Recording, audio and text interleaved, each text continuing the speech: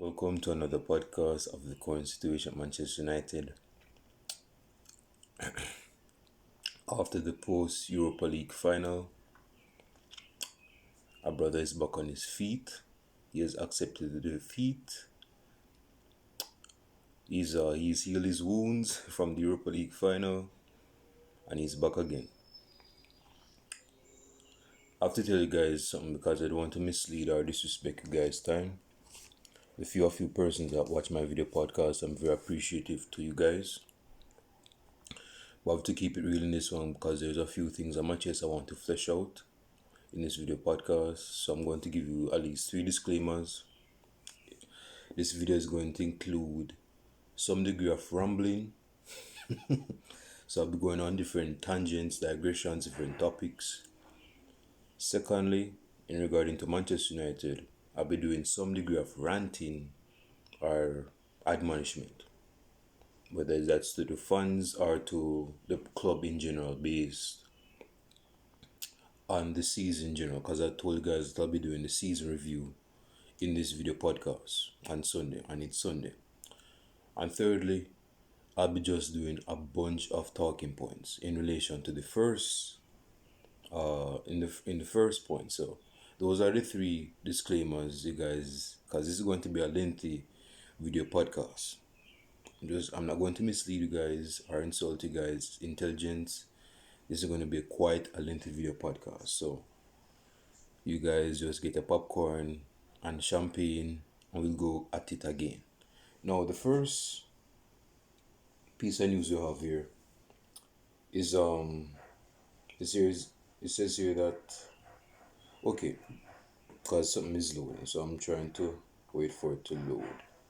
It says here that the first thing is that Manchester United has completed their full season this season, and they're looking to recuperate, to refine, to try to reinvent themselves for next season. So there's going to be a few transfers in regarding to Manchester United that some of us we have been crying out for this. We need to strengthen the squad and we need to strengthen our self-play. So I'll be going into that in this video podcast. But first of all, I was watching the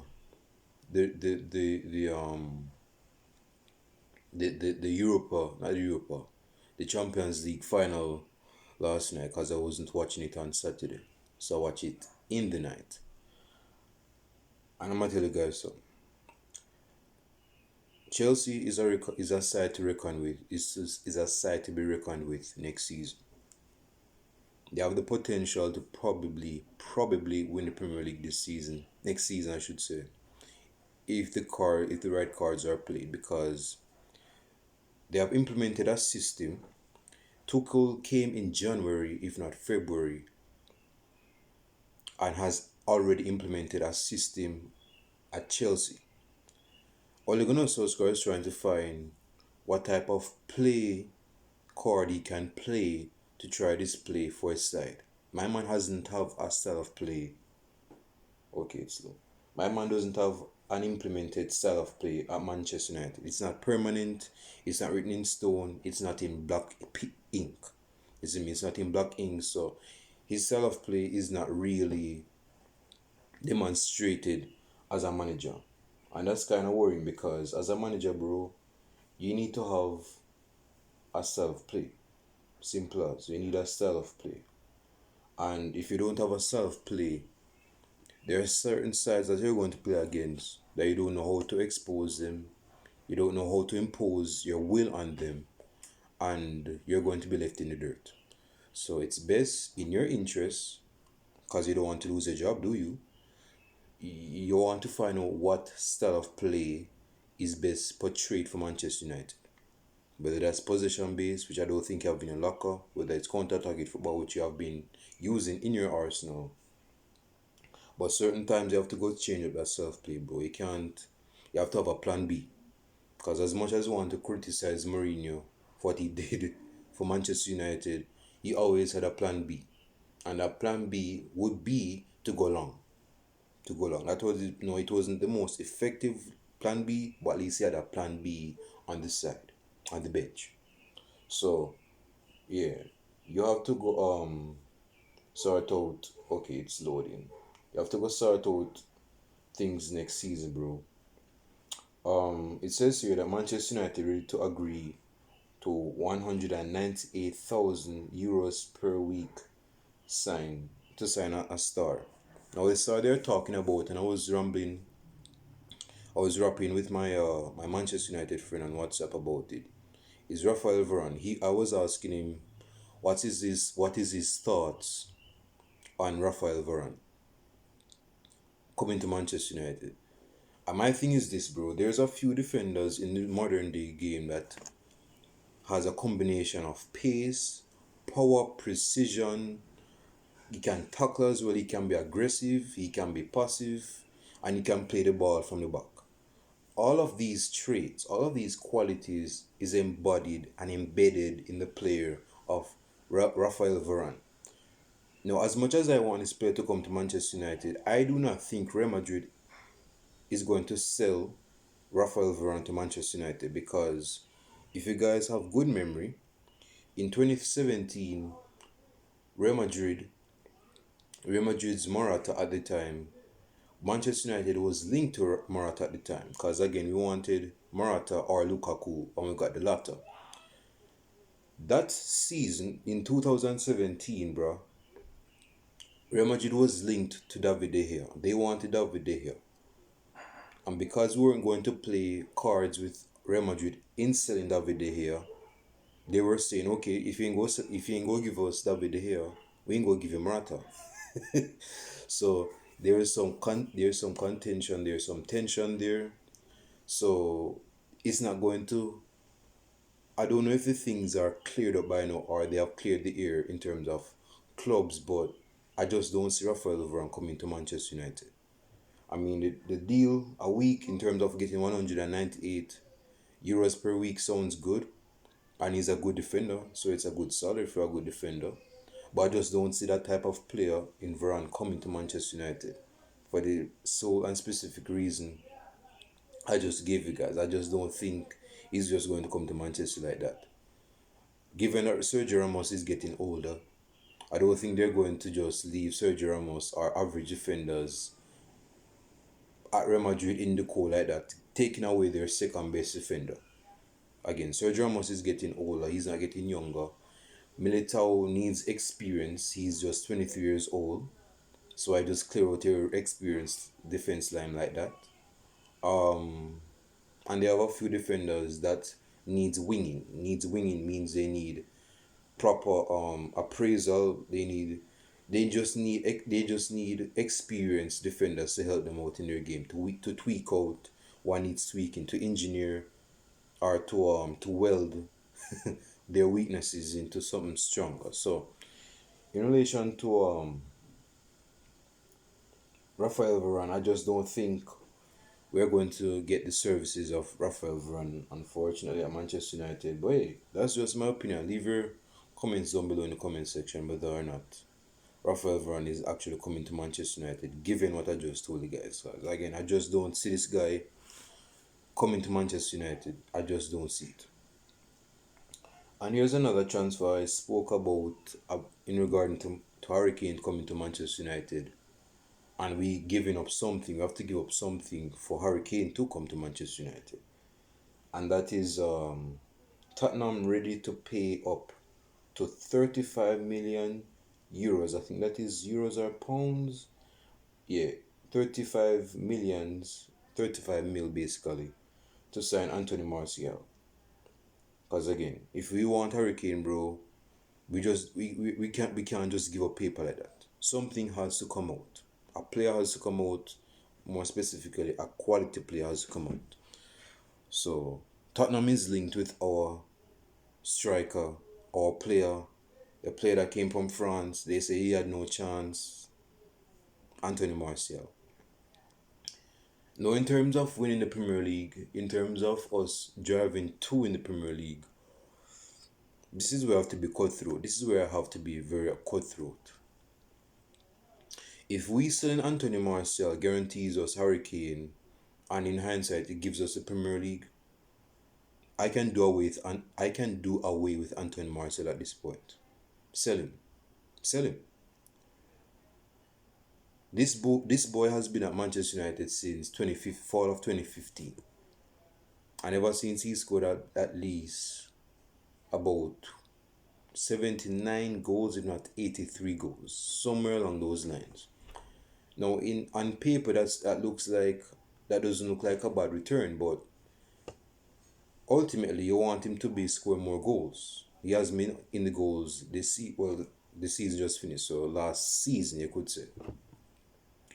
And in terms of sales, unfortunately, I would probably say no. Again, my preference is this: if we get Harry Kane and we win the Premier League, sell him. Just sell him.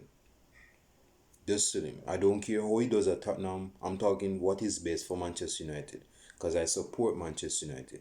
I'm a fan of Manchester United. I want the best for Manchester United.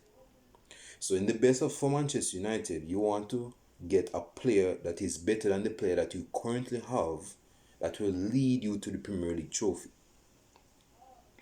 That is what Manchester United did in 2012. We sell Berbatov and Michael Owen retired.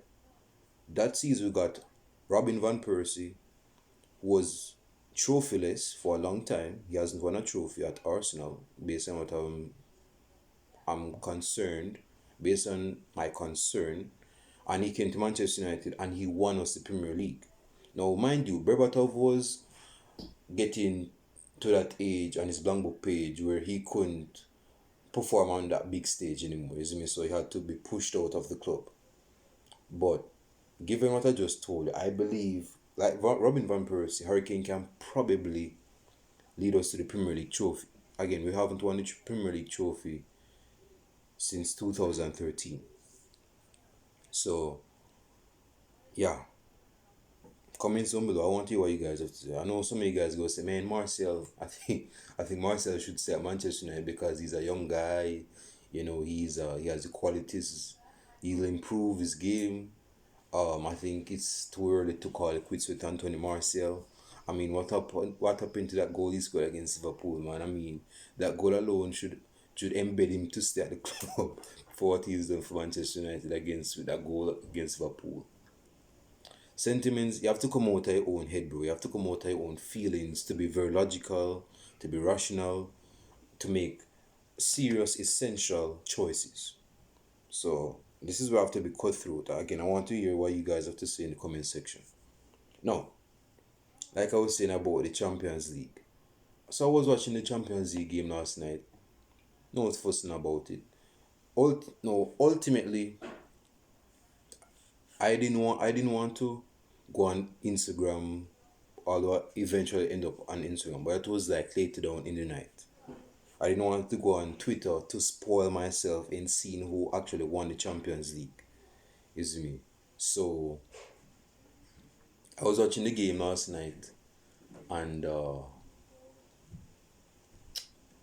I actually wanted Man City to win. Pardon my French. I actually wanted Manchester City to win the Champions League. Huh? Aren't you a Manchester United fan? You're not supposed to support no Man City winning no Champions League. You're not a fake. You're not a real Manchester United supporter. No Manchester United supporter wants Man City to win the Champions League. I'm talking for me. I'm talking for me. So when I'm talking for me, I'm not talking for thee. I'm not talking for you. For me. Because what I've seen Guardiola has done with that side, I think it's very... Of course, no one is owed anything in football, but given what he's done with Manchester City, I think he's probably owed a Champions League, bro. For what he's done with the club, for what he's won at the club, the transformation, the implications, everything he's done at the club. I think the Champions League is just only needed to just put the icing on the cake, and plus to put an icing on the cake of Sergio Aguero's career. That's his last game. He's not going to play for Man City no more. So I think that would be a better showdown for Sergio Aguero's career at Man City. But unfortunately, that wasn't the reality, and he left trophyless. Not that season, but just in the final. And man, N'Golo Kante, bro, if I didn't know better, I would say that was like the black version of Jason Park. What that guy did in the final was very, man. I think he's going to win the Ballon d'Or if he wins the Euros with France. He's definitely a candidate of winning the Ballon d'Or. Is me. I think he's going to be the first winner of the Ballon d'Or since Paulo Cannavaro in 2006. That is not really a goal scorer. That's not really an attacking player to actually win the no, actually 2018. I forgot 2018 since Modric won it. So yeah, I think he's going to be the first attacking player since Modric to probably win the Ballon d'Or. Man, Havertz got a goal for poor defense, but that tells me something that there's loopholes in that Man City squad. That squad is not no utopia. That side is not the embodiment of perfectionism. That side has flaws. That side has flaws, and those flaws were exposed. So obviously they're going to try to strengthen their squad for next season. Given that Hurricane is probably leaving, they're trying to go for Haaland probably. Get a few players to tweak in, probably get a De Bruyne replacement because De Bruyne is not as strong as he once was. So they gonna need probably some recruitment, some equipments, and better transfers, I guess you could say. So that final Chelsea,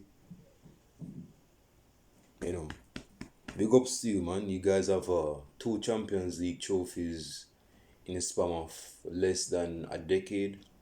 Like in 9 years, that's not bad. That's not bad. Speaking of that,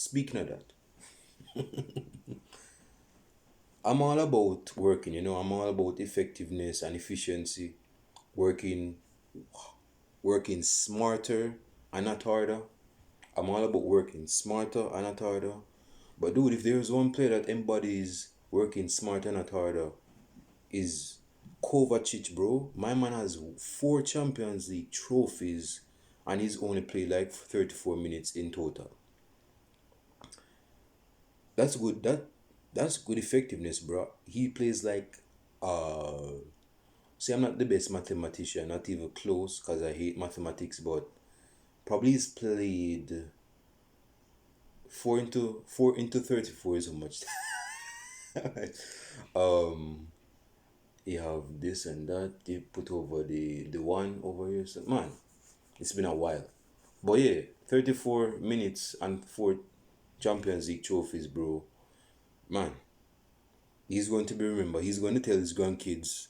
He's going to tell his grandkids to come on his lap and say, when I was playing football for Chelsea and Real Madrid, do you know that I won 3 Champions League with Real Madrid and one for Chelsea? And they were like, really, Pappy? Really, Grandpa? I said, yes, man. I wasn't the best midfielder, but I could do my thing on the pitch.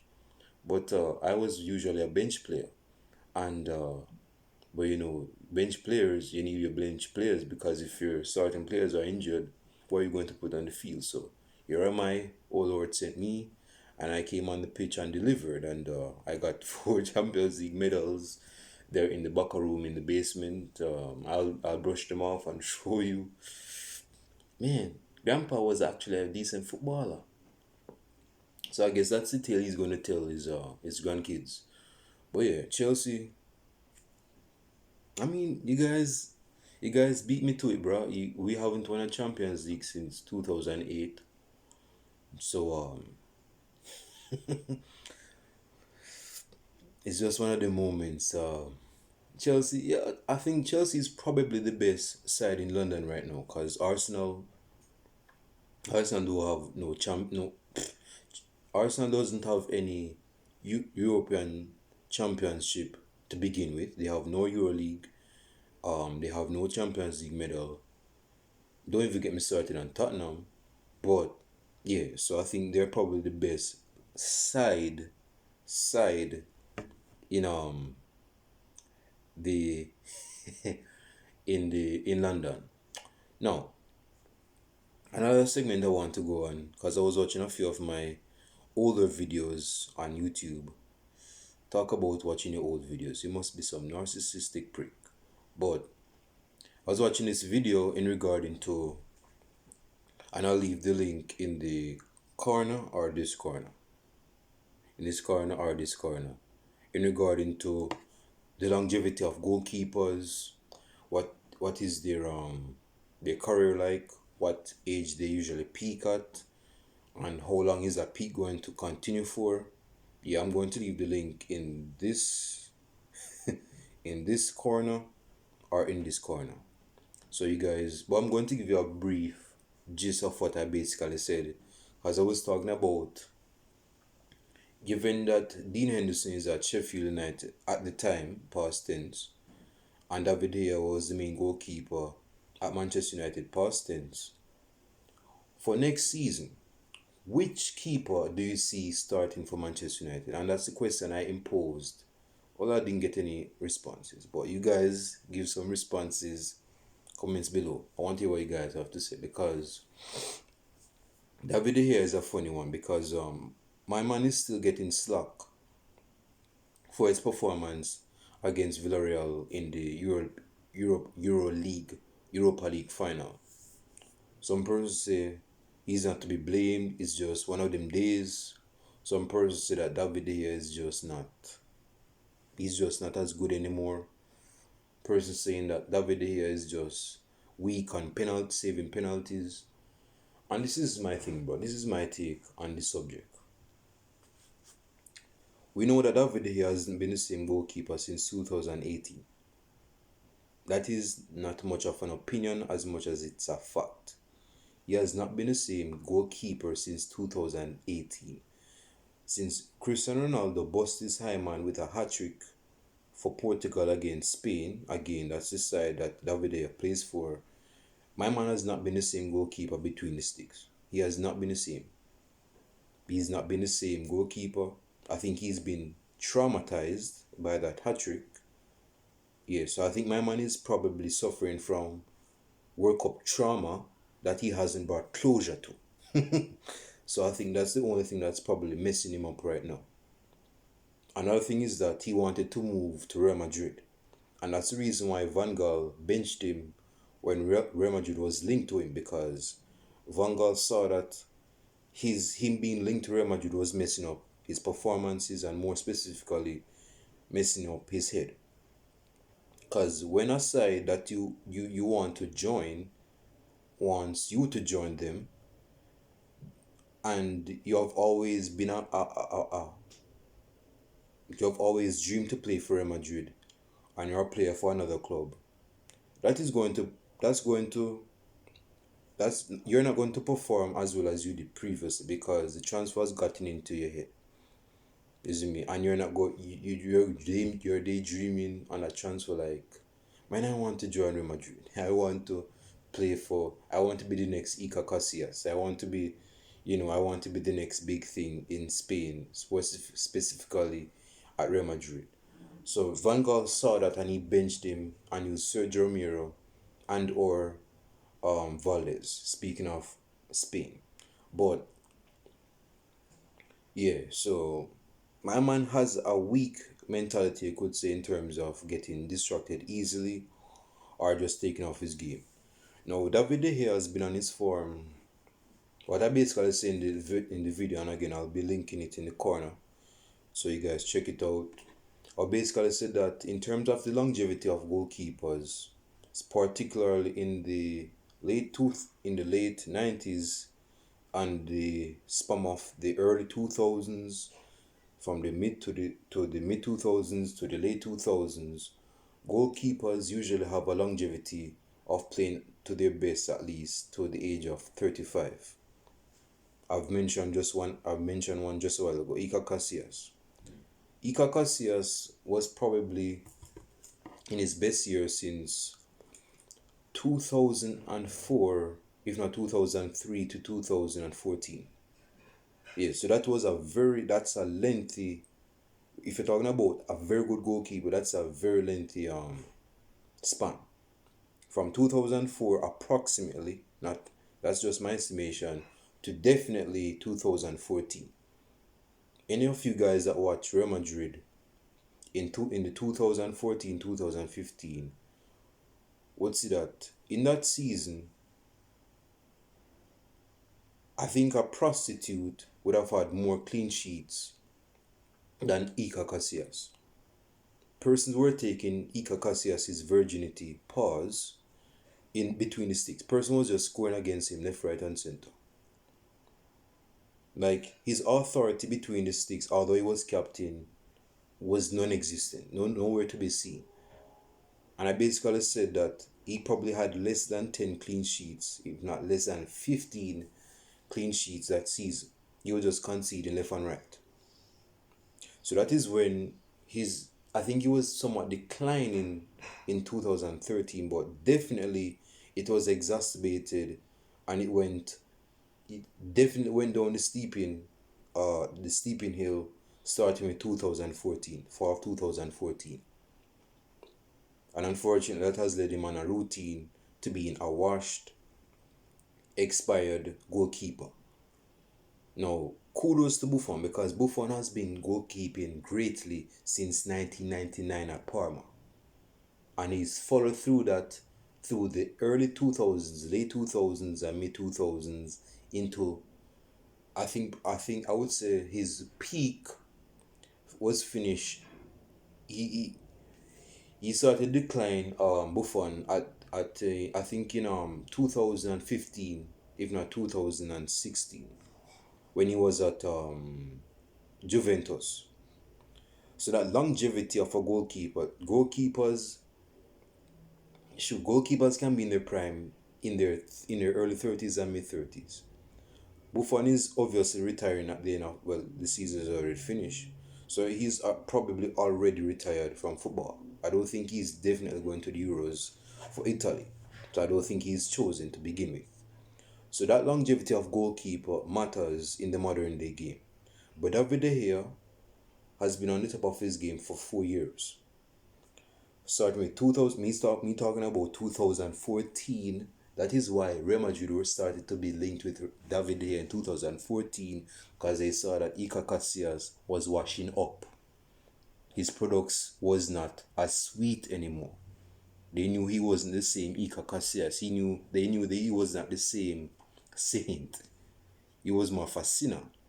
So they wanted more of another a replacement for Iker Casillas in the name of David De Gea. So that's why they were linked to David De Gea. But going back to his longevity as probably the best goalkeeper, I would say my man has been on the throne of being the top goalkeeper for 4 years. The best goalkeeper for 4 years. Starting with 2014 on a routine to 2018. And ever since, bro, my man has been traumatized and he's never been the same goalkeeper. And we have seen that in a few games, I believe in a few links in the corner or in the comment section where I spoke on David De Gea. I think it was regarding to the semi-finals of the FA Cup in 2020, the season before this season finished, where David De Gea was just making mistakes. I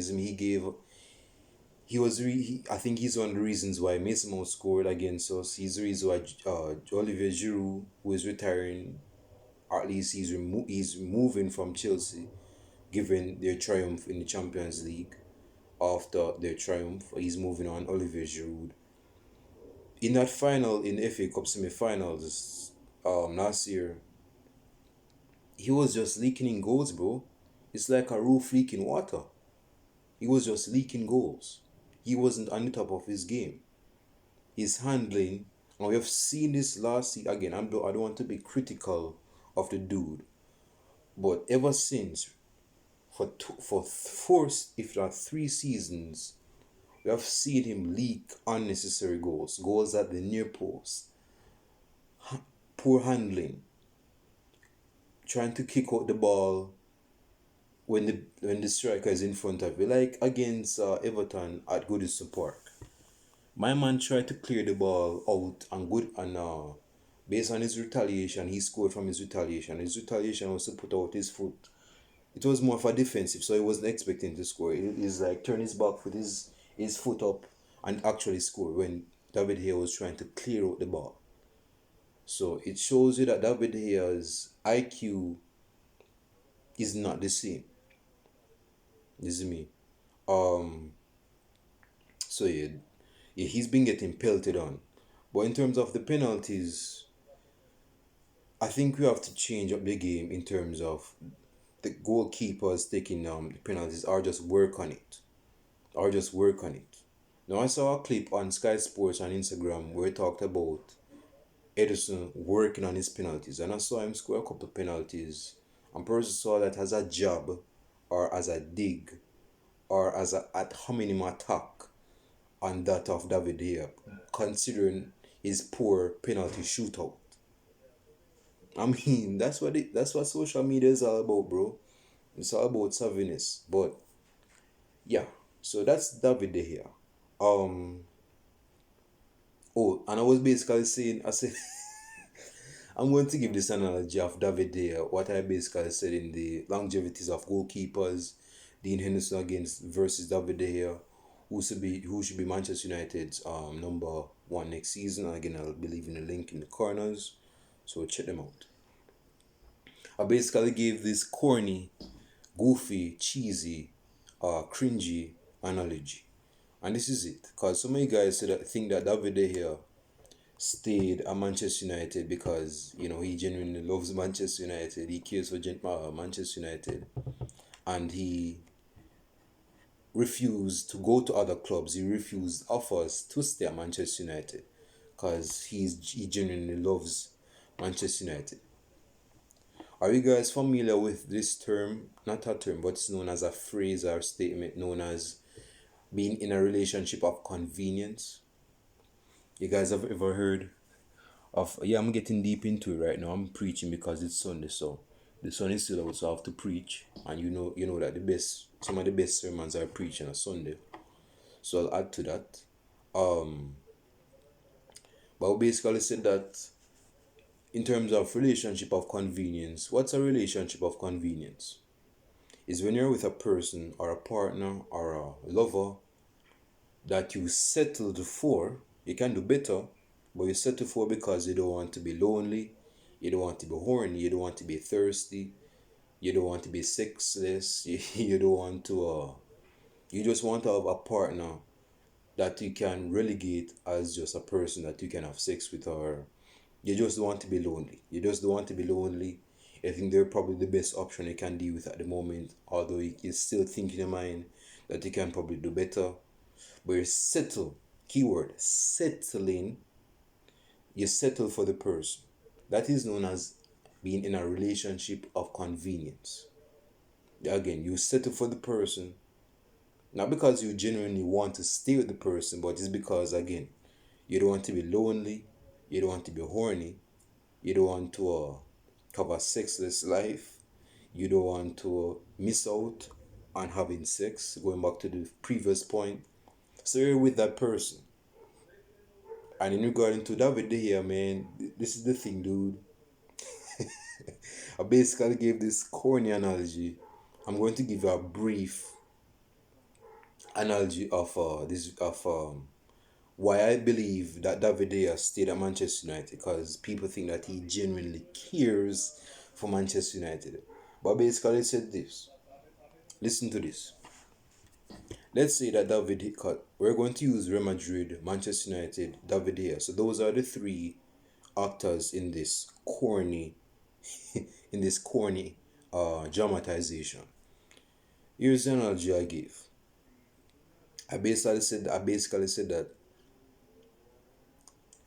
David De Gea is like one of those girls, right? One of those girls that she's with a boyfriend with that that boyfriend cares for her a lot, pays her bills, weekly bills, like David De Gea's weekly wages. maybe not the same wages as David De Gea, but she gets paid by her boyfriend per week in terms of the bills. Well, bills is not due weekly, but based on his he financially supports her is on a weekly basis. So that's not something she can literally complain about, because again, weekly she's being supported by her boyfriend. Is me. And to the boyfriend, she's probably the best lover he's ever had since a previous lover in 2011. And regarding to Manchester United lost their best goalkeeper in a lot of years in the name of Eden van der Sar in 2011 due to retirement. And ever since, David De Gea came to Manchester United in 2011. So they start seeing the boy, let's call him, uh, we were calling the girl De Gea. Let's call the girl De Gea. So let's say the girl De Gea is with this guy called Manchester, meaning Manchester United. So Manchester is paying for her weekly, and De Gea is loving it. Again, this is probably the best lover of Manchester since 2011, and he's very enamored by her beauty. Is me. That's why he's paying for her weekly. Now, they had a bad first year in the relationship. Hence, David De Gea's first year at Manchester United. His first year at Manchester United was very poor, very diabolical, very abysmal. But ever since 2014, you know, she started to warm up to Manchester, her boyfriend, is me. And she's trying to be very caring, she's trying to be very endearing, she's trying to do what a woman should do to a man, cater to a man, cook for a man, clean for a man, all of those stuff for a man. But starting with 2014, and more specifically in 2015, she basically attempted to break up with her boyfriend, the fictional character of Manchester. And she basically told him that I can do better than you. There's some guy in Spain known as Real Madrid. He wants to be with me. He's showing me interest. And I think out of you guys, he is the best. Is me, he's the best option. So I guess I have to leave you to go with the best option. I think the grass is greener in Spain. So I won't be with you again. I'm just going to leave you plain and simple. Right? Me and my corny analogies. But the boy was like, we'll pay you this amount. I'll pay you this amount per week. Don't leave me. I love you. You're the best thing we can deal with right now. We're not in a position. I'm not in a position to leave you. I don't want you to leave. Don't leave me. I mean, we had a couple of rough starts to our relationship, but please don't leave me. I love you. Again, I'll give you more money than the amount I'm giving you for you to stay with me. Please don't leave me. Please don't leave me. But she's like, nah, bro. Nah, I want to leave. I want to go to this dumbass person in Spain. I think he's going to be a better lover. I think he's going to be a better offerer. I think he's going to be a better provider and protector. So I'm going to leave you and move to that dude in Spain. Me and my corny analogies. So on the last day of August in 2015, she was talking to this dude, but the breakup was not official with Manchester. So she's still at least on paper with Manchester, but she's still entertaining thoughts of being with Real Madrid. And on the last day of the transfer window, or of the mating season, she basically found a reason to stay with Manchester. I guess the papers didn't fall out, huh? Didn't work out, I should say. So she basically said this. She said, well, I know that you're begging for me. I know that you're pleading to be with me. So you know what? I'll stay with you. I'll stay with you. I'll stay with you for 3 more years. Hence, I have a new contract. I'll stay with you for three more years. No, I'm not.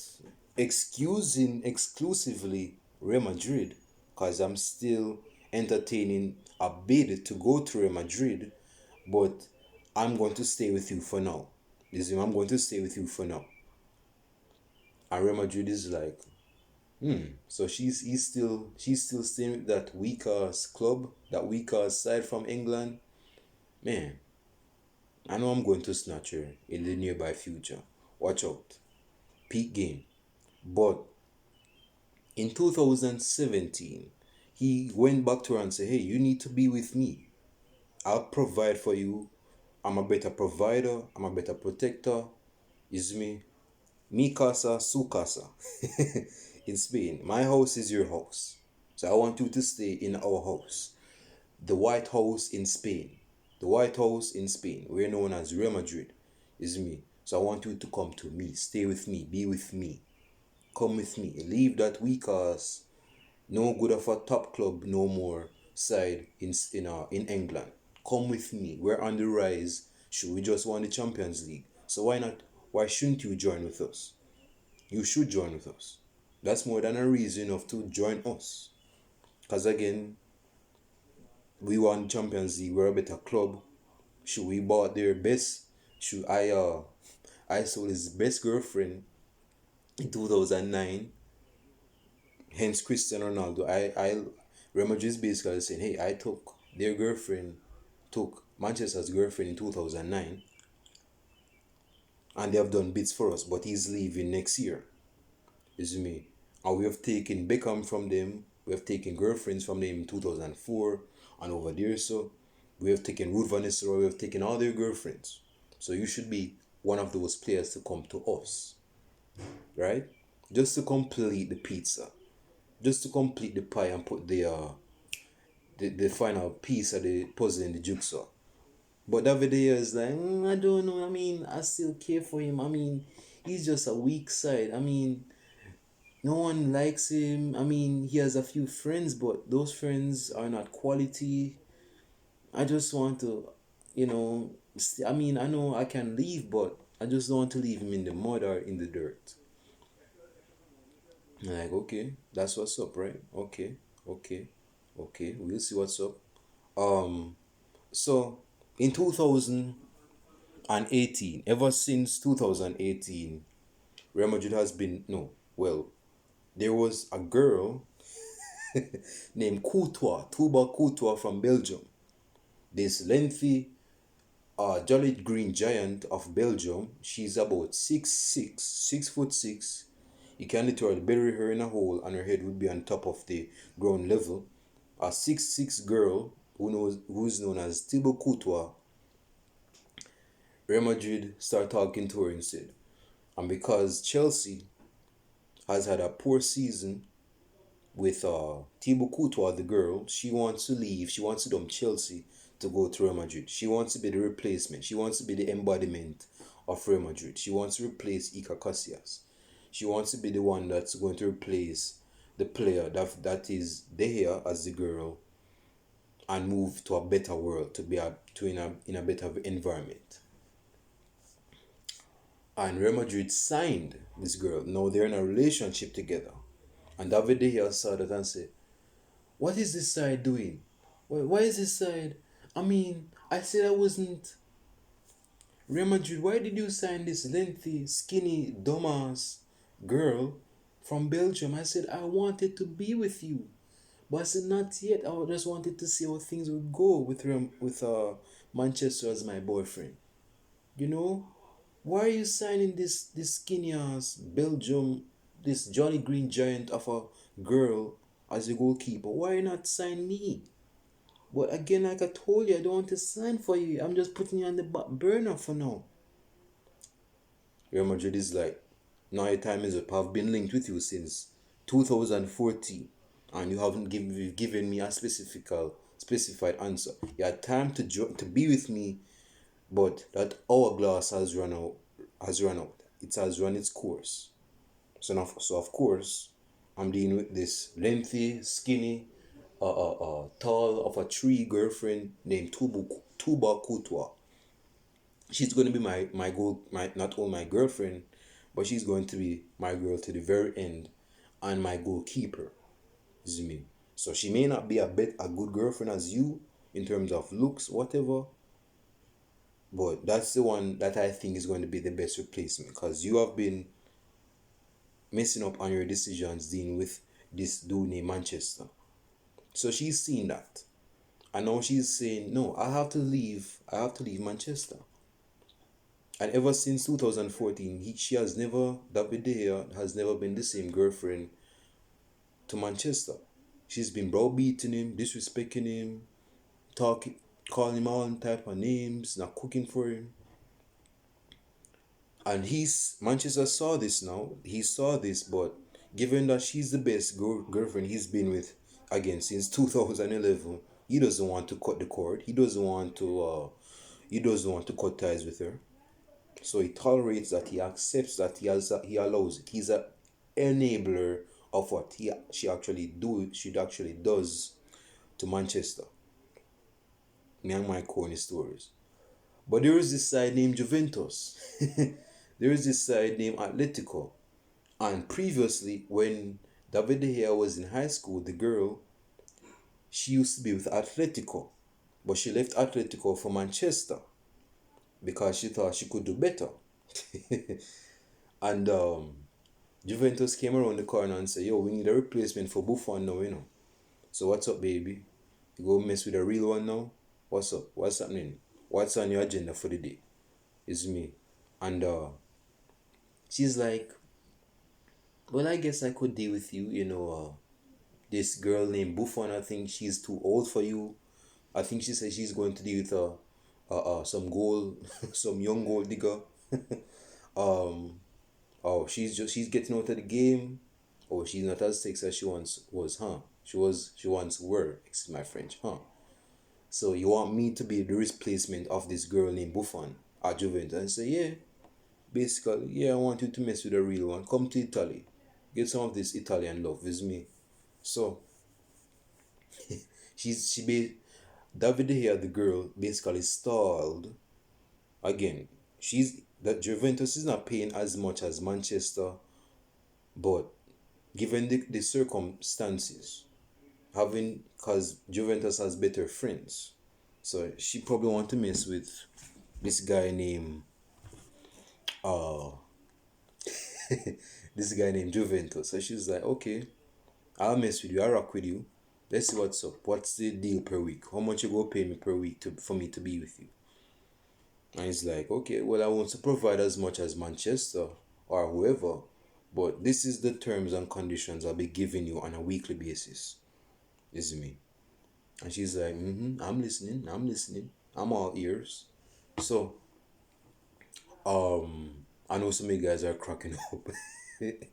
But in closing of that corny, cringy analogy, the reason why ultimately she stayed with Manchester because David De Gea was making demands. The girl was making demands like, no, you should be paying more. You should be paying. I think you can do better than that, man. You're a top club in Italy and you can't pay, and you can't even give me more than what you're offering me. You're champions of Italy. You're a good boyfriend. I know you're going to be a good boyfriend. I know you're going to be a good provider. I know you won't provide as much as Manchester, but give me some more money, man. Give me some more money. And Juventus is like, no, this is the amount I'm giving you per week. And if you're not going to mess with that, if you're not going to rock with that, I don't want to rock with you. So it's either you take what I'm offering you or you can go away. Go back to this Manchester dude you're dealing with. I don't want you. So it's either take my offer to be with me, Juventus. Again, they call me the old ladies. Or you go back to this old washed up once was a top side Manchester. Which one is it? And she's like, well, I guess I have to stay with this Manchester United dude because he's not providing for me and so forth. And this also named Real Madrid, this got a girlfriend. They don't want me no more. They just dumped me. They left me in the wind. They left me in the mud. So I guess I have to settle. Keyword. Repeat after me. Settle. I have to settle with Manchester. And that is why David De Gea has settled at Manchester United. Not because he loves Manchester United. He settled because Juventus, in retrospect, in hindsight, was not willing to pay as much on wages as would Manchester or Real Madrid. But again, Real Madrid got their replacement in Thibaut Courtois as their goalkeeper. Because they're saying, no longer am I going to linger on being linked with David De Gea. David De Gea is wasting my time. I have to cut that umbilical cord and move according to time and sign this nigger from Belgium, this Jolly Green Giant of 6'6", and come to my club. And that's what Real Madrid did. And she was basically, David De Gea, the girl, was basically like, I can't believe you got this girl from Belgium. How could you remove me from your shortlist? I said you was going to be on the back burner in my back pocket. I wanted to actually be with you. Not because you were giving me enough money, but because I'm attracted to you genuinely, and you are my dream to be with, Real Madrid. So why are you with this girl? Named what her name is? Thibaut Courtois? Why are you with her? You should be with me. But Real Madrid is like, nah, bitch. I gave you more than enough time to be with me. I know you love me. I know you're dying to be with me. But no, you should have made up your mind, baby. I'm now with this Belgium baby. Again, this 6'6" baby from Belgium who was with a guy named Chelsea, but dump Chelsea for me, Real Madrid. You didn't have you had the opportunity to be with me, but you didn't move on that. You didn't pounce and bounce on that opportunity. Now you're caught in your shadows. Now I have a girlfriend. Now you want to be with me now? Nah, bitch. Not on my phone line. And because Real Madrid refused to be in the transfer market for David De Gea, given that they're with Thibaut Courtois, the goalkeeper, and Juventus doesn't want David De Gea anymore because of his wage demands, they're like, to hell with you, I can do away with you. I don't want you. No, I don't want you. You have to go deal with you have to go deal with this Manchester dude that you settled with for years, since 2011. You see me? So it is what it is. And she's settled. David De Gea settled with Manchester. Now, this may be a corny, lengthy analogy, but that's how I see David De Gea's time at Manchester United in regarding to him being linked out of Manchester United.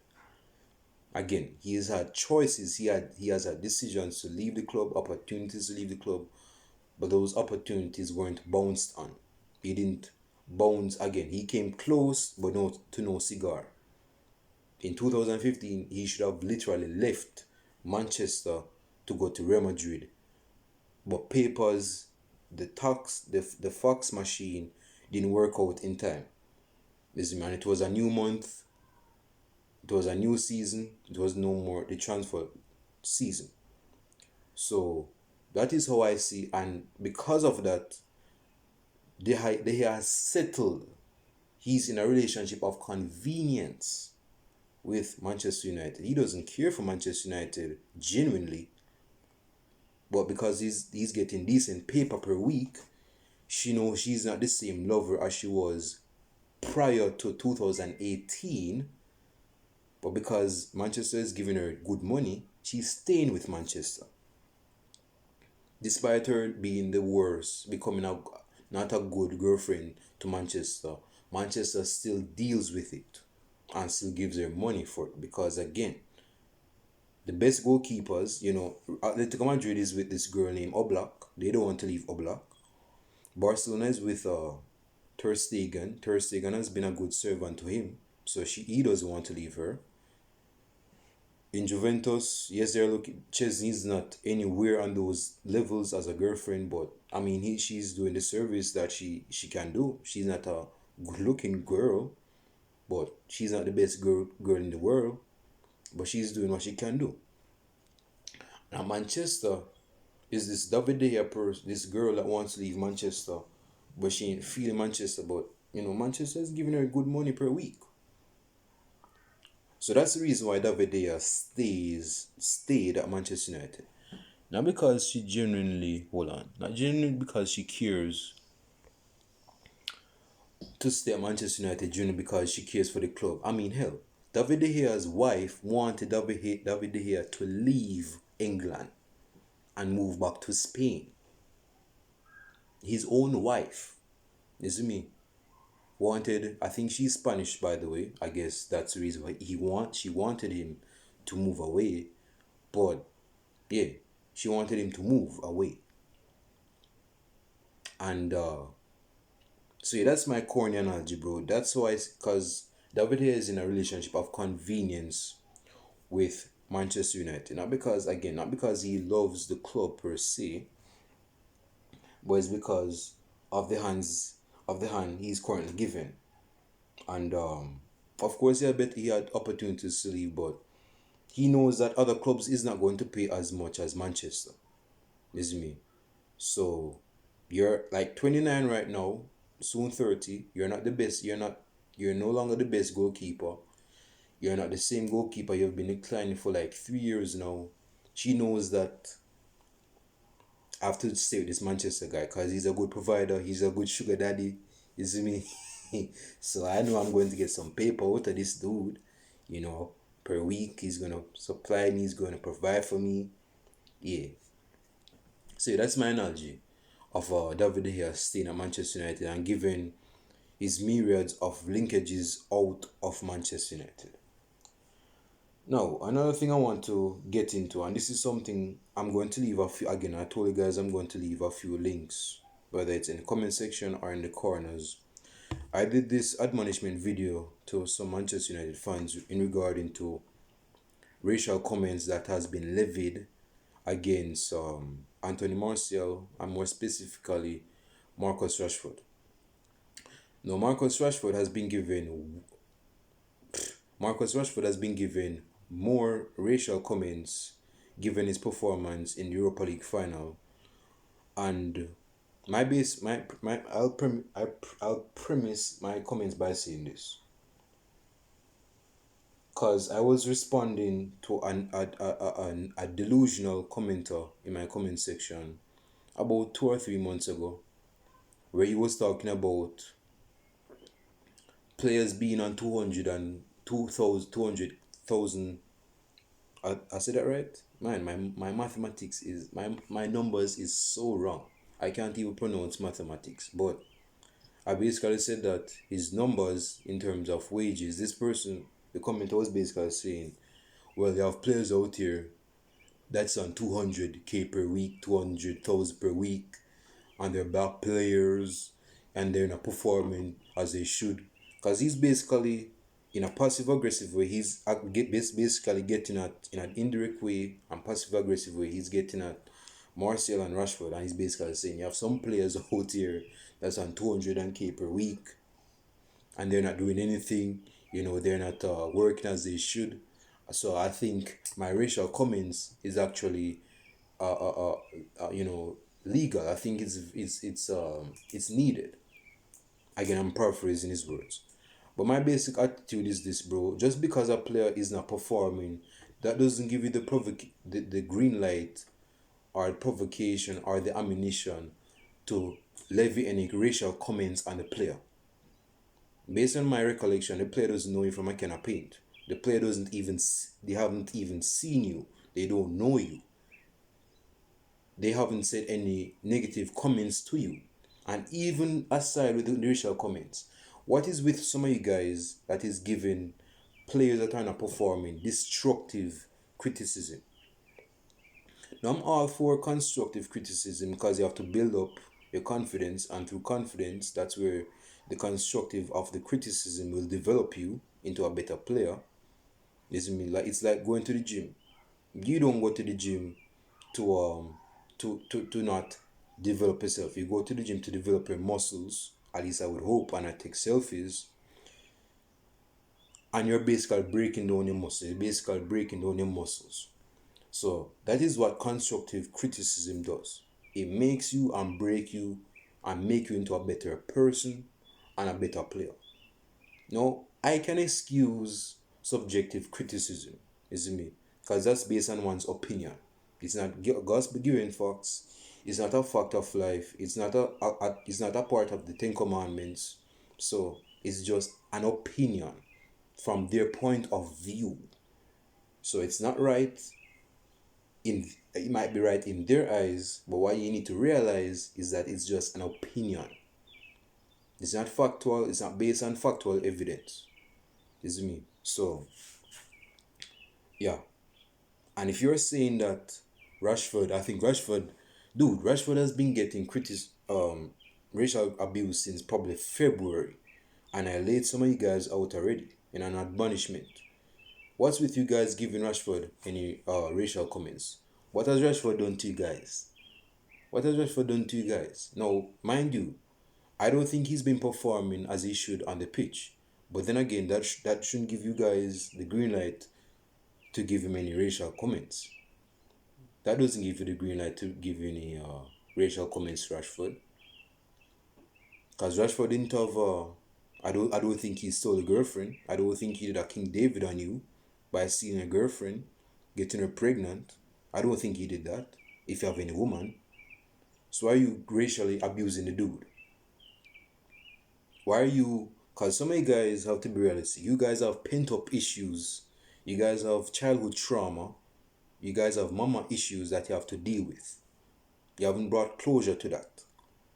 And you want to impose that trauma of yours, that negative aspect of your life on other lives. Speaking of Rashford, because he's a big component of Black Lives Matter. And you want to say, Rashford, man, I think this black dude, this black ape in the number 10 for Manchester United, I don't think he's a good player. He's been underperforming. He even missed a chance. He became like Yakubu in the 2010 World Cup. I think he became like Yakubu in the 2010 World Cup. Even Nicolas Bena in his sleep could score that, and he missed the chance. This dude is a no good black ass nigga. Bro, check yourself out. Go to a therapist. Go to a psychologist. You need to bring closure to your trauma. You have problems up here, so. The problem is not Rashford. The problem is you. The problem is you. So you guys giving Rashford, and any player for that matter, whether it's Swansea, because Swansea got criticism, more specifically racial criticism as well. Anthony Martial got a few. Pogba got a few. But I don't think it's going to bother Pogba because Pogba is Pogba. This is me. So, Rashford basically came out by saying, hey, I'm a black man. Persons don't like what I'm doing off the pitch. Catering to the needs of children. So they want to hit on a person because my performances on the pitch is not up to par. And they're giving me all this racial... Bro,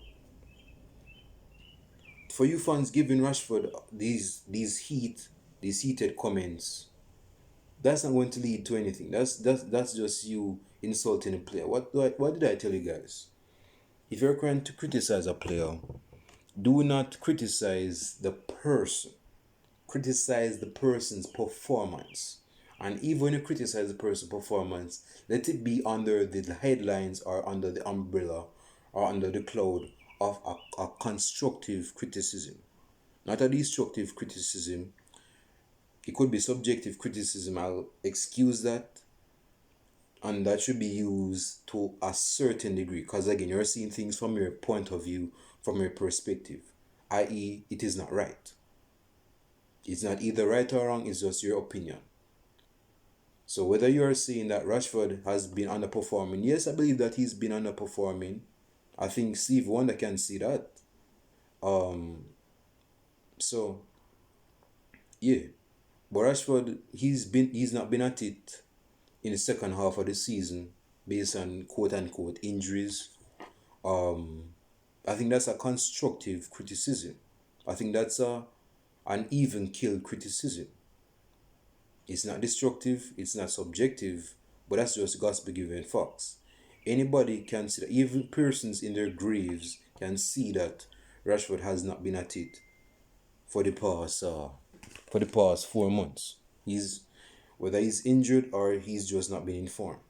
So that's just something I want to inform you guys about. Because again, just because Rashford is not playing well doesn't mean that he has to be given racial comments. Again, the dude didn't even bother. Hold on. I was playing a voice note, but I was basically saying, bro, you don't need to be living no criticism or racial comments. Rashford, when Rashford doesn't even know you, he doesn't know you from a can of paint. If you were to, if you were supposed to steal on Rashford, and Rashford went to the police, and the police did some background checking, and they have pictures of the potential persons that stole from you, he can't tell who he can't tell who basically stole from him, given the pictures that even your picture is there. So he doesn't even know in that aspect. He doesn't even know it from that aspect. And this not only goes to Rashford, but this goes to any black player that has been given criticism. You guys shouldn't be giving these racial comments, bro. It's non-productive. It doesn't make any sense.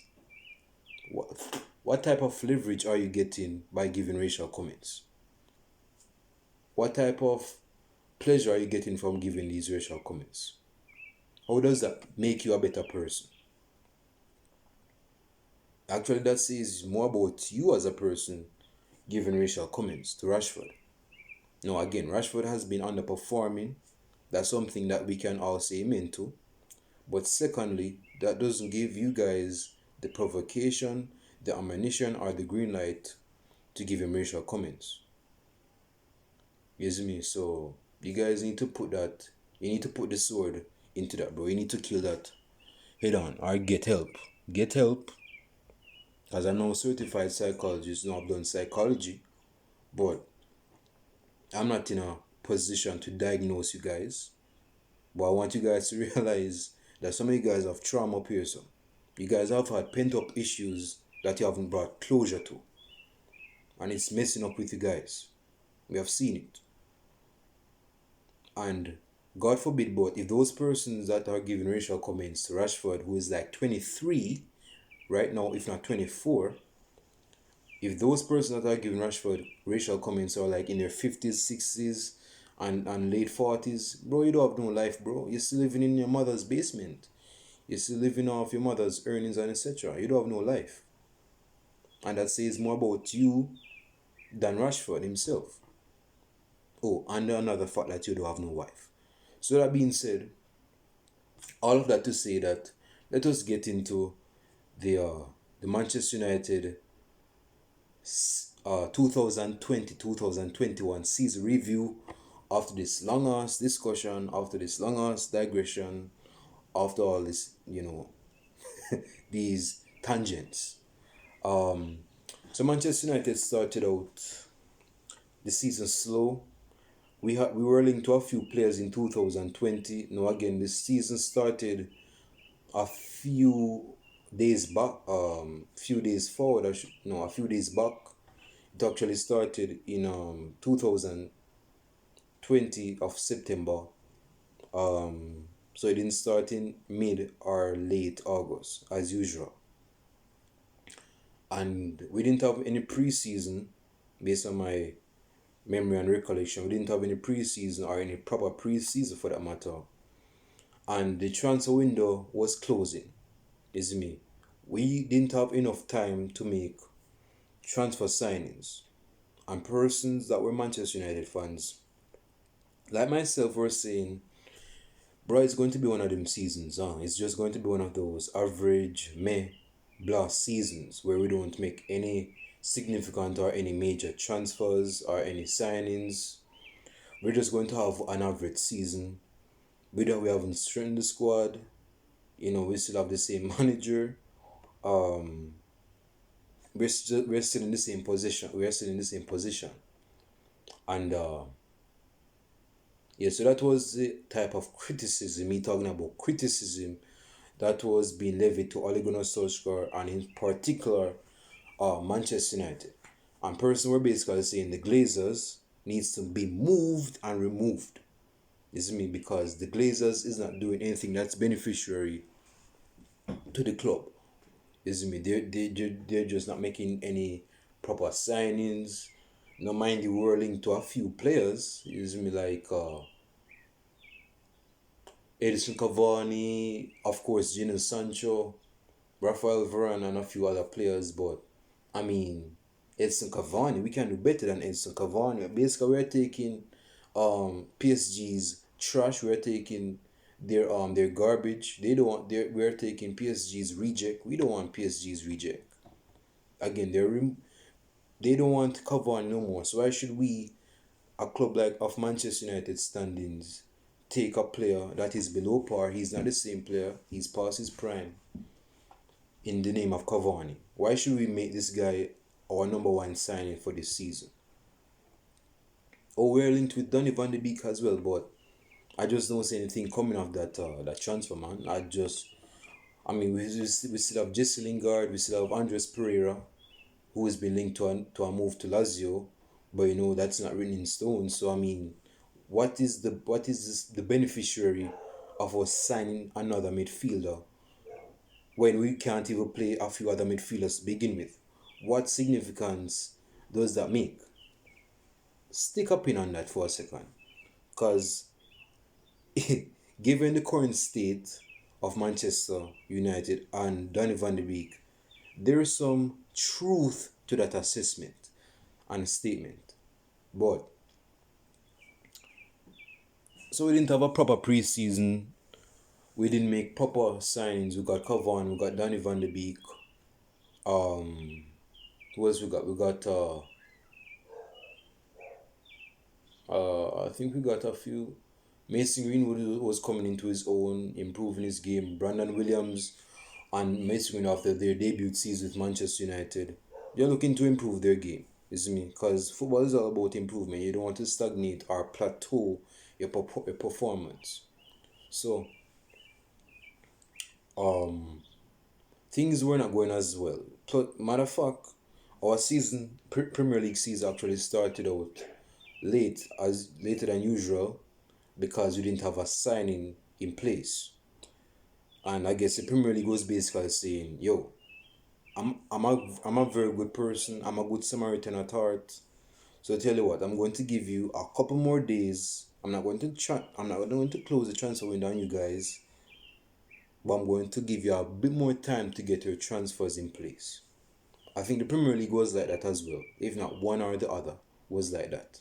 They basically gave Manchester United grace period or grace time to get their act together. It's because the house was not in order. There was clothes there was clothes that was all around the place. The house needed cleaning. It needed refurbishing. It needed pruning. Meaning pruning the squad, getting rid of players and bringing in players. So the Premier League was like, I'm going to give you a grace period of approximately about 3 or 4 days so that you can start the Premier League season. Get it up together, get some transfers. We're going to close the transfer window so you guys can start your your Premier League season. We got Cavani, we got Donny van de Beek. I think we got another signing. That Dean Henderson came from Sheffield United, so I guess they could say that's a brand new signing, a brand new player. His debut season for Manchester United. But in the first game, and of course I'm not going to get into every specified game, but we saw it talk. Everybody knows that once a precedence is being set, that's going to set the tone for either a relationship, a battleship, or a business collaboration, or anything that has to do with any relation with persons. Period. Once a precedence is being set, persons see that as that's going to be the main bar or the main tone that is going to be set for the relationship. However you start it, however you start is going to be the ending of something. And given what I just said, We lost against Crystal Palace at home. At home. Now we shouldn't be losing to Crystal Palace in whether home or away. But anyway, we lost at home to Crystal Palace. And Danny Van de Beek, he came on and got his debut goal, his first goal for Manchester United. And Perez saw this. I mean, we lost, but we have a player on our hands. We have an Ajax player that can probably lead us to goals. We have a Jesse Lingard replacement. We have a white version of Jesse Lingard in our squad. But the performances, in terms of our performance last season as a club, it just was not. I mean, we won games given that we lost against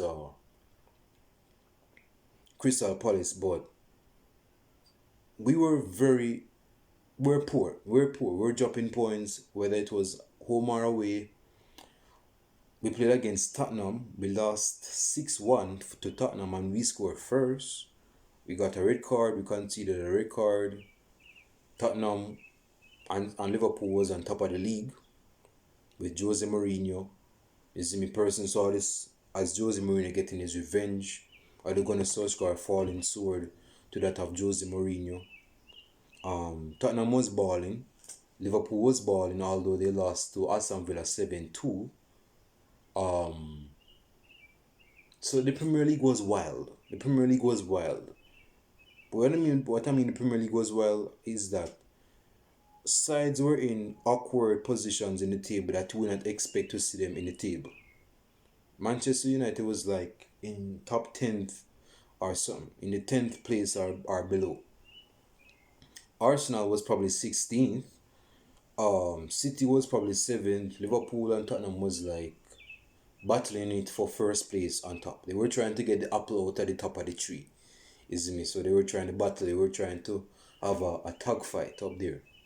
And that happened for a few moments, but the Premier League started to change. And in going to Manchester United and the Champions League, because we're in the Champions League, we played against PSG. We won the game quite comfortably. Twan CB, person saw this as a breakout season for Twan CB, because based on his performance against PSG, in France, at PSG, my man had Mbappe and Neymar in his pockets.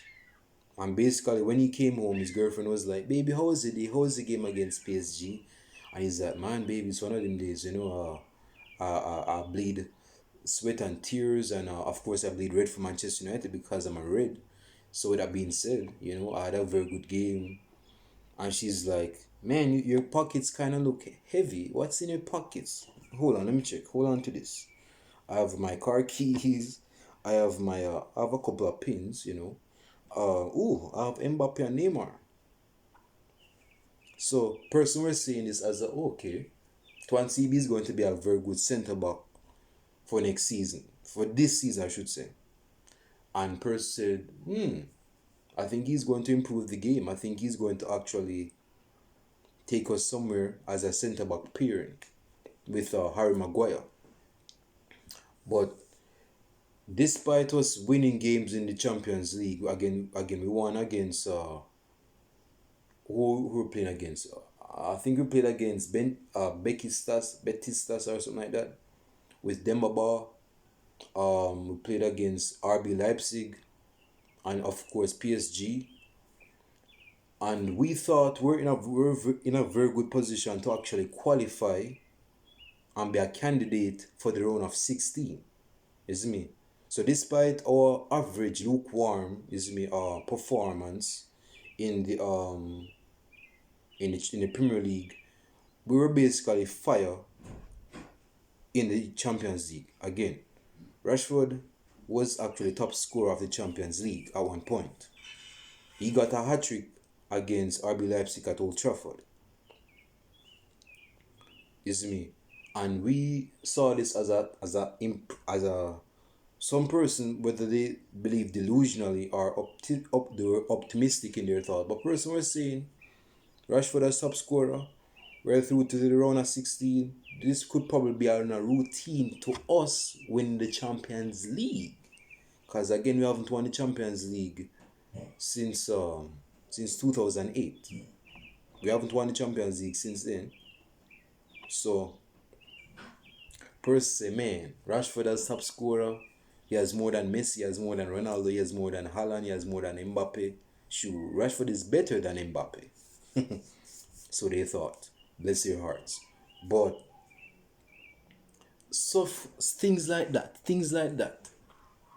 Person saw that and they were like, yo, I don't see how Manchester United can literally lose from this position of qualification to the Champions League round of 16. I think they're going to get qualification. But even though we're winning games, whether it was in the last minute in the Premier League or drawing against games away or at home, because we draw at home to Arsenal, I think we actually beat Arsenal. I don't have the history or my research background. I didn't do any history. I didn't do my assignment. So I'm basically rambling on the top of my dome. But yeah, we drew against Chelsea in the Premier League at home. We had chances, but we didn't brought closure to those chances. And we're slowly advancing in the table. We're slowly advancing in the table. But in the Champions League, I don't know what mojo, what juju was what black magic was thrown at Manchester United.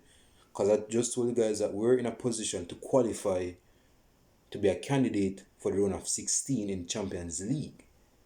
But some person, I won't say from where, but they probably, brought black oil or black magic on that of Manchester United. And Manchester United lost to Betistas away from home. They lost to PSG at home, and they lost to RB Leipzig away. Now the game at the RB Leipzig home, that was the game that we needed to win to qualify. We allowed ourselves to be in a position to lose qualification by losing to, again, Betistas and PSG at home.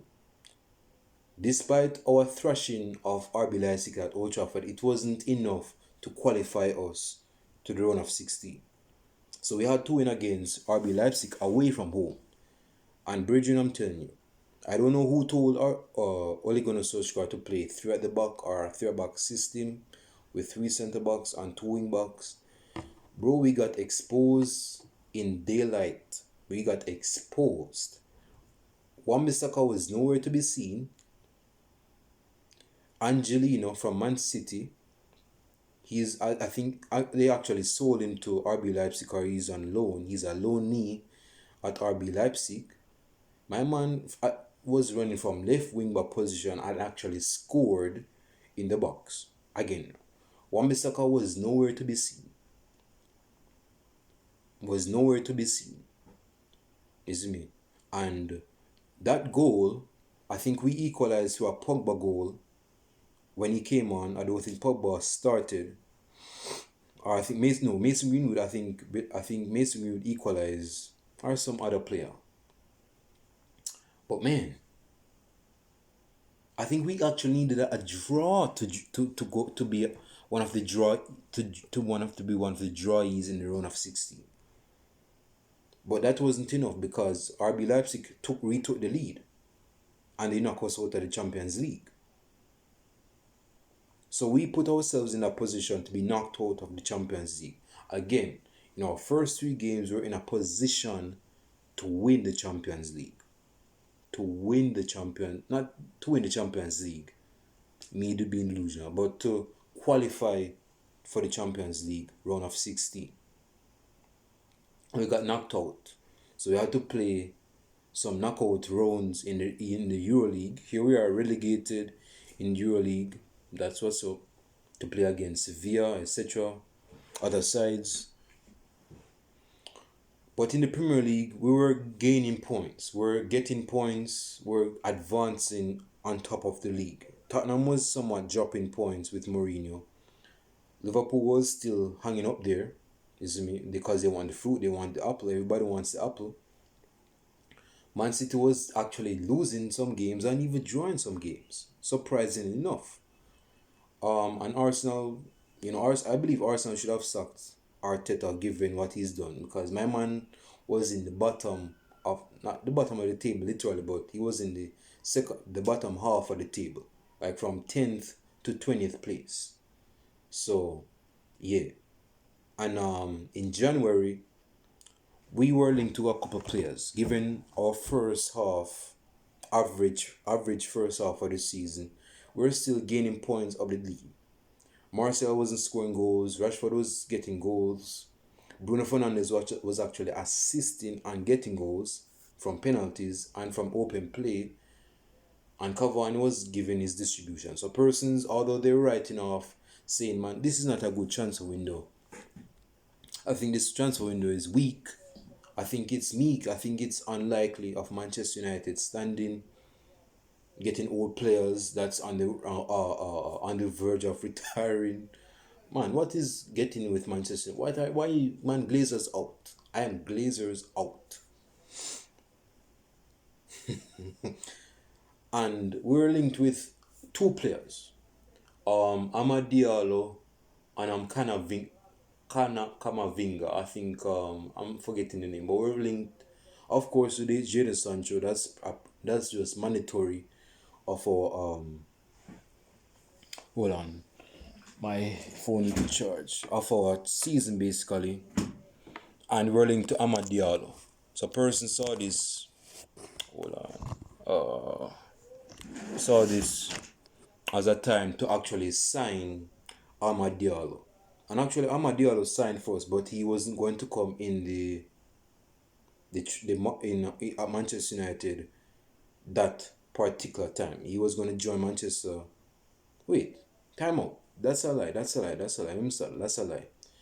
We actually signed Amad Diallo in the winter transfer market, in the summer transfer market. But the club said not until January you're going to get Amad Diallo. So that is what happened. But when he came, he wasn't a starter. Sure, he wasn't even in the 18-man squad to begin with. But he was in the under 18 or the under 23 side. Is me. So, in order to play for Manchester United, you need some experience playing for the Manchester United lower tiers. Is me. And it was quite a lengthy transfer. But that season we're actually getting points. We're actually gaining points. We're actually at the top of the Premier League at some point. We trashed Southampton 9-0, if not 10-0. We beat Leeds United by 6 goals to 3 or something like that. So we had momentum in our stride. We had some speed in our game. So what happened was that, hold on, need to charge this. What happened, man, I can't switch for it, Let me see. What happened, I'll be back with you guys just in a second. Pause. Yeah, so what happened was that we were gaining momentum, is me, gaining points, scoring goals, but Marcel was not. Persons were starting to criticize Martial because he wasn't getting much goals as he should have, because prior to this season that just finished, my man finished on 22 goals in a competition. So persons saw that as a breakout season for Martial, coming into his own, being in his own zone, being a better player, because he was playing as the main striker. But in the next season he was just not at it. Person might say it's due to personal issues off the pitch. He just don't think the juice is worth to squeeze anymore. He's just not at it. So persons were criticizing Martial, and persons were giving Martial. I was just talking about racism. This is when persons were starting to racially abuse Martial, Twancibi, Pogba as well. Pogba got some as well. Pogba didn't miss out. Pogba wasn't excluded, and Rashford. So of those 4 black players, they were given criticism. I don't think Eric Bailly I mean, everybody wasn't playing to begin with, so I don't. I mean, why give racial abuse to a player that's not playing? But yeah, person we're saying yes, we're getting points, we're gaining points. Yes, we're not playing the best football, but I mean, these players, man, these players, they're making poor decisions. They're not scoring goals. You're not making enough chances. You're not finishing your dinner. You're not finishing chances, man. Man, what is up with these niggers, man? These niggers from Manchester United. What's up with these niggers? You ain't good nigger. And it's been said that Martial. I don't want to linger on it too much, but Martial's wife came out and said, I don't remember what she actually said, but I think she was backing her husband, saying, "Yes, my husband is not in form. He's not able to perform. He's not the same Martial as last season. There could be some reason, but he's just not at he's not at it this season. He's not." So even she acknowledged and owned up to the fact that Martial wasn't performing. I think that was what went down. But again, person still didn't care because person were putting the black apes, these humpback apes emojis in Marcel's comment section and even on his pages. Per, like, and I did a video like, why are you guys doing that? What's the basis of you guys doing that? What pleasure do you get from doing that? What leverage do you get from doing that? Do you think that's going to make you more of a man or a woman? God bless you women that are doing that, by the way. But anyway, the season unfolded itself. We're in first place. Person we're saying, man, we're going to get the 21st not champions, the 21st league trophy, and we're going to get our 14th Premier League trophy. So person saw this as we probably winning the trophy. Man, 1 hour and 32 minutes. I'm going to wrap up in a few minutes, guys. Hold out with me. So person saw this as a moment to win the Premier League. We haven't won the Premier League since 2013 under Sir Alex Ferguson in his last year. So person saw this as a year to actually win the trophy because we're in a position to win a trophy. Sure, we're leading at some point. We're leading with 8 points, with 8 points deficit at an 8 point gap from that of second place. I think Liverpool was in second place, or Tottenham was in third place, and Leicester in fourth place or something like that.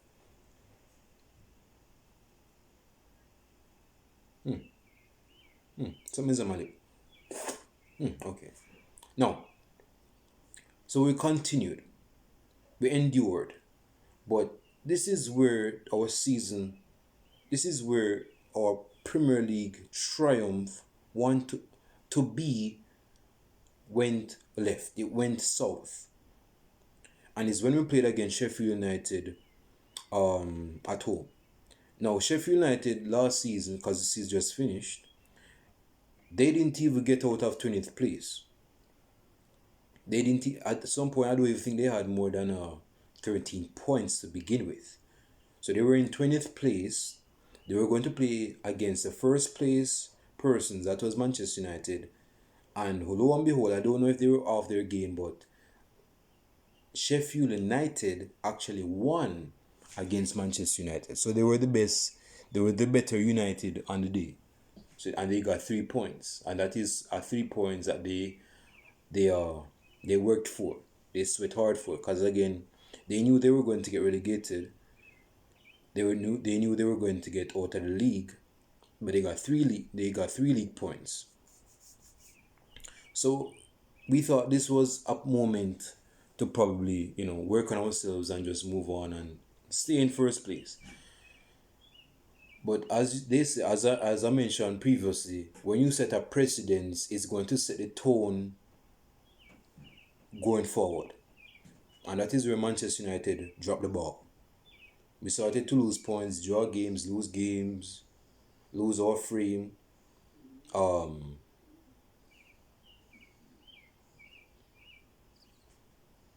We were just not up to it. Person say we didn't have the mentality to be in first place. We didn't have the mentality, the mental strength and mental toughness, the mental machismo to go forward and win the Premier League, because some players, they were just mentally weak.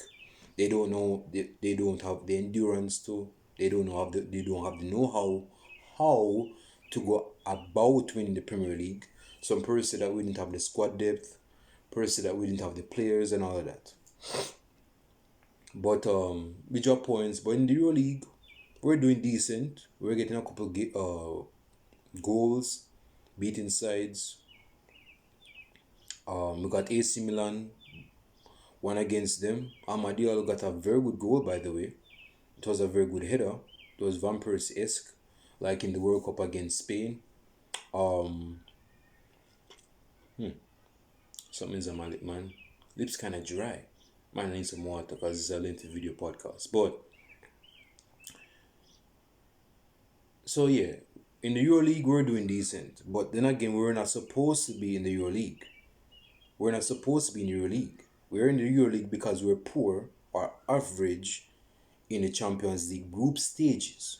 So we got knocked out of the Champions League group stages and found ourselves to come to the position and situation of being in the Euro League round of 32 and round of 16.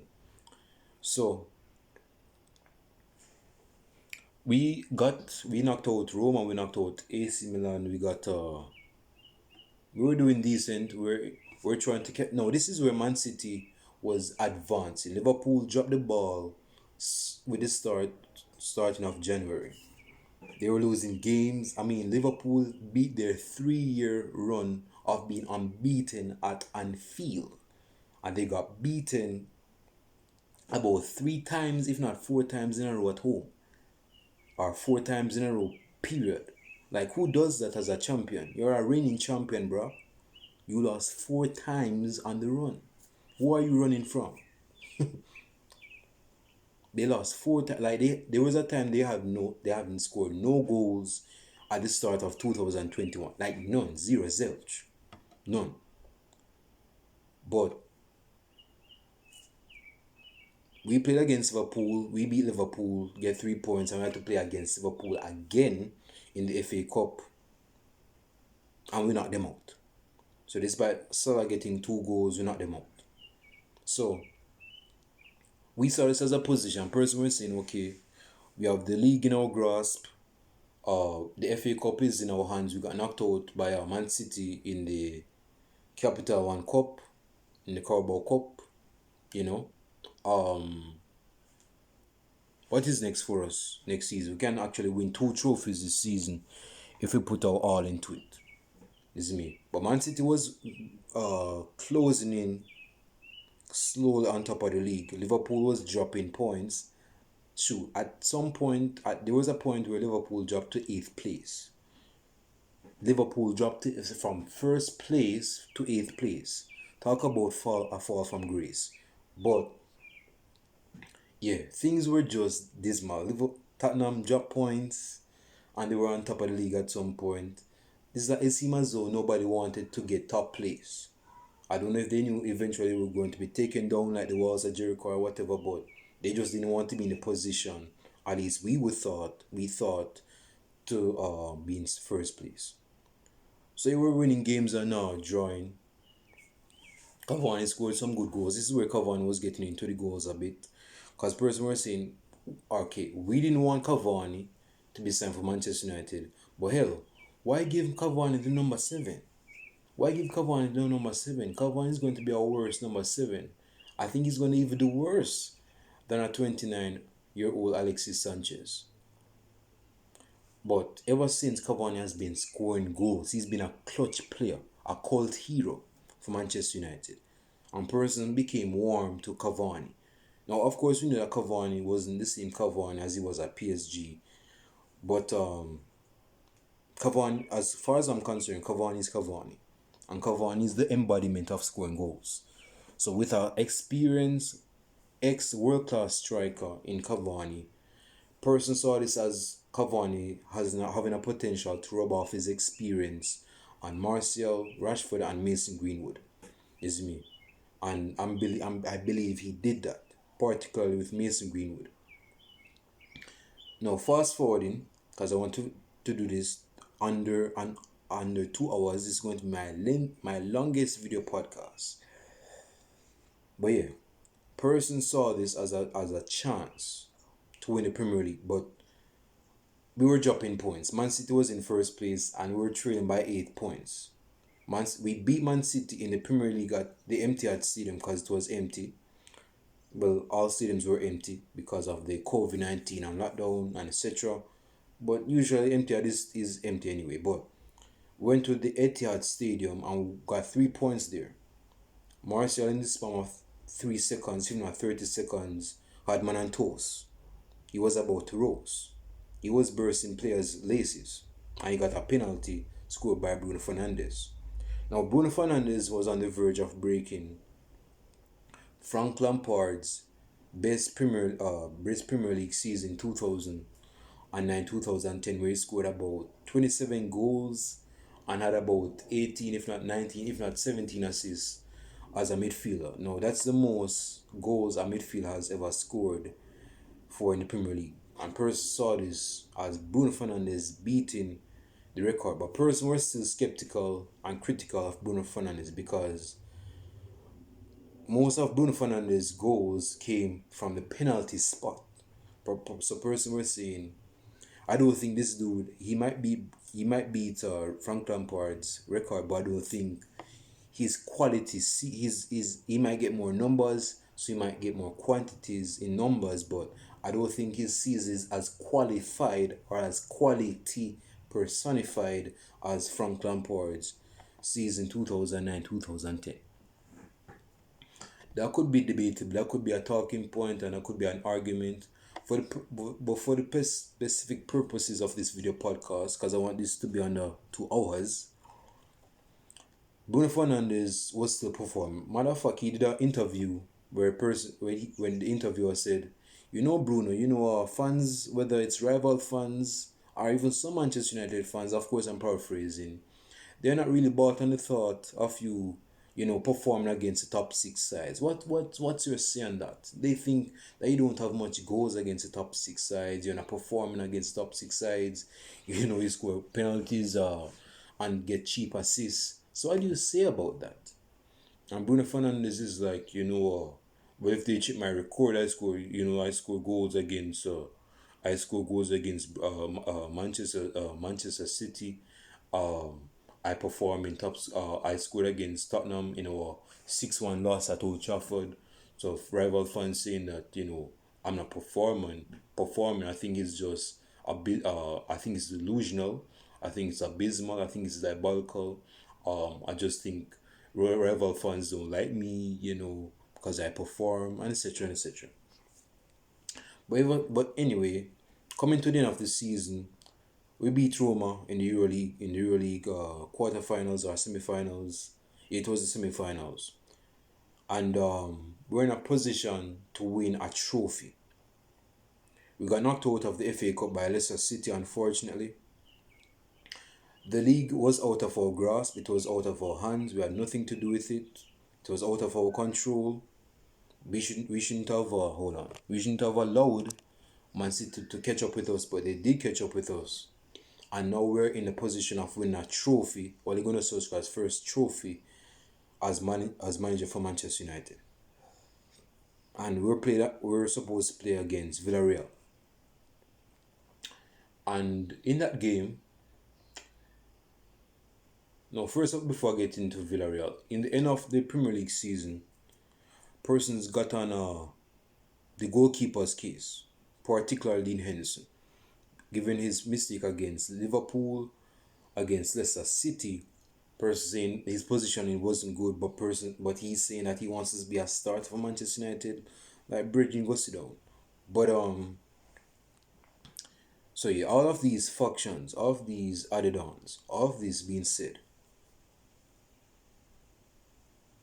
we didn't end the Premier League given, yes, we won the last game against Wolverhampton, and Nuno resigned from Wolves Good respect to him.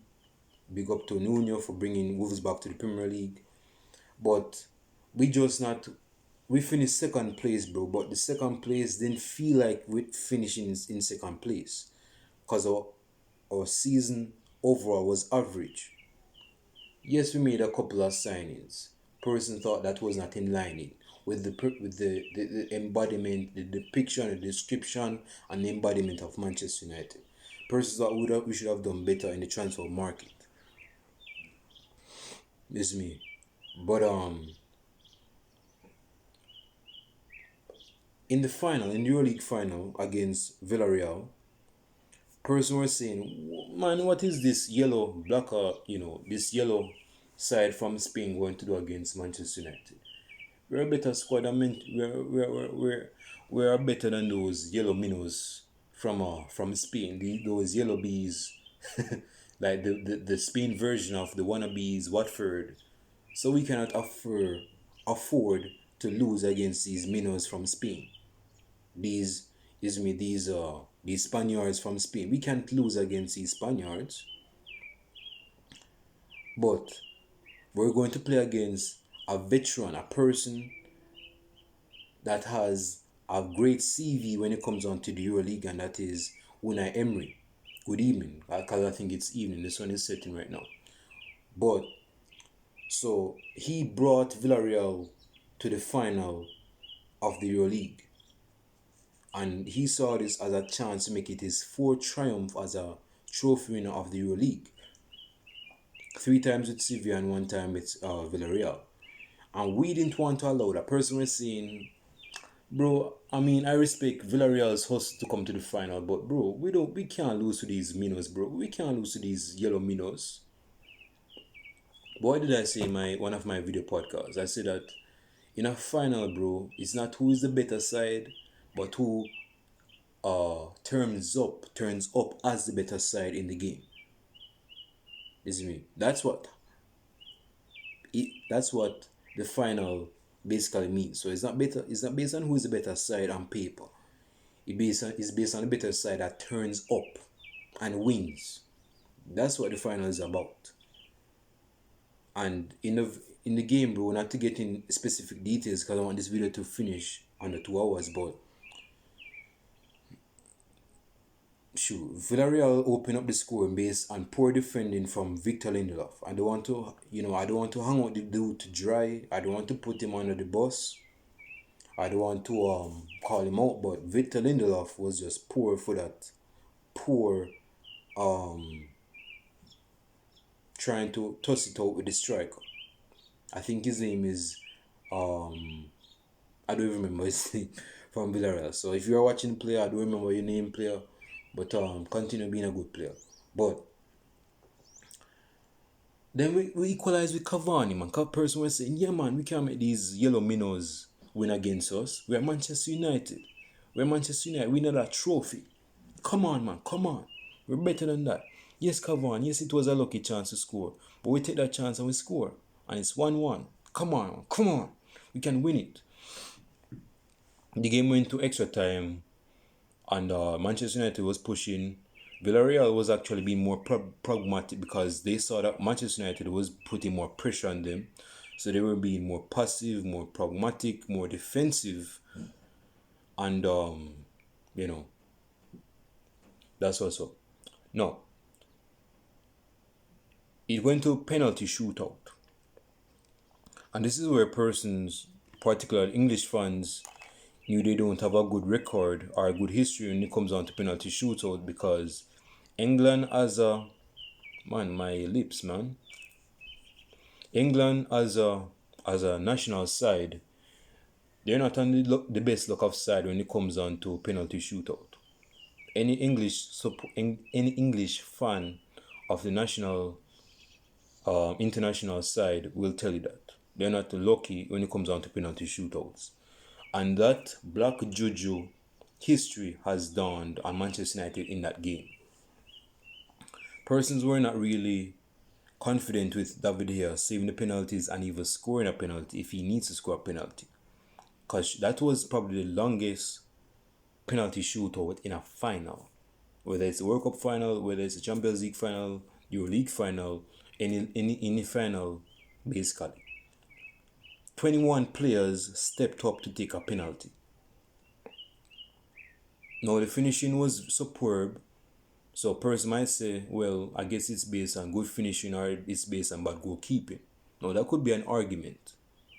What you can dismiss is that David De Gea, there were a few that he should have saved. He actually put hands on those shots, but he just couldn't keep it up. Probably he just dosed his hands in a cup of melted butter or something like that, and he couldn't save it like that. But David De Gea was going to take a penalty, and the goalkeeper, his name is Rooney. The reason why I remember his name is because Rooney sounds like Rooney, and Rooney was at the final.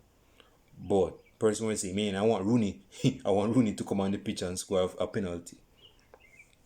So Rooney of Villarreal scored his penalty as goalkeeper. Now it was David De Gea's time to score a penalty. David De Gea's time to score a penalty.